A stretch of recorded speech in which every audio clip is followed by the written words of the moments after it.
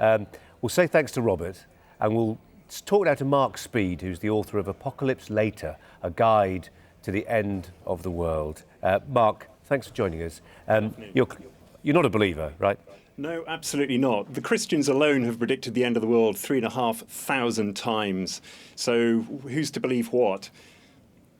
Yeah. And if you look just back to, say, 1997, we had all this palaver with Heaven's Gate, if you remember them, where tragically around about 39 people took their own lives in California. Yeah, it's easy to scoff, it's easy to be frivolous, but actually there are those credulous enough to be sucked in by cult-like leaders and, as you say, mass suicides. We've seen it all before. Yeah, absolutely, throughout history. I mean, in the 1500s in Germany, you couldn't actually move for people who thought they were the Messiah and who were proclaiming the end of the world. It just happens from time to time. People get millennium fever. I mean, there is, as we speak, every second that passes, a 1 in 24 trillion chance that an asteroid will hit the world and destroy the pair of us. So yeah. Take it on the chin. It's a cheery thought.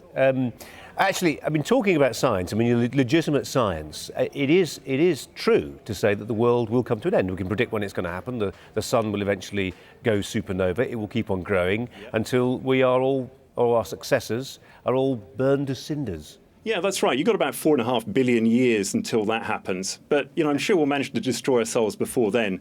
I mean, I think it was the cosmologist Carl Sagan, who actually in about 1981 predicted that there's about a 1% chance of mankind wiping itself out before the turn of the last century.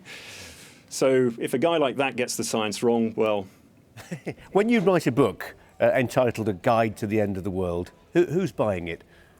Well, lots of people. I actually did a show of it 2 years in a row up on the Edinburgh Fringe, and the book is actually based on the show. And I take you through half a dozen religions, and I take you through what sort of deals are on offer. Because really, if you are looking at the end of the world, it's really important to look at what you get in terms of a deal. I mean, you get heaven, hell, cosmic renewal, those sorts of things. Yeah, and keeping it clean if we can, Mark. Let's assume that the Mayans were right, and we've got, not many hours left. How ought we to spend our remaining few hours? Just enjoy it. Okay. Absolutely, just enjoy it. And I think the one to go for, if you just suddenly want to convert at the last minute, personally, I would probably go with Islam. I mean, what's not to like about that? There is free, unlimited wine in heaven that doesn't give you a hangover. Brilliant for the party season. OK, Mark, we better leave it there. It's Mark Speed, the author of Apocalypse Later, a guide to the end of the world. Let's hope you do not need to read it.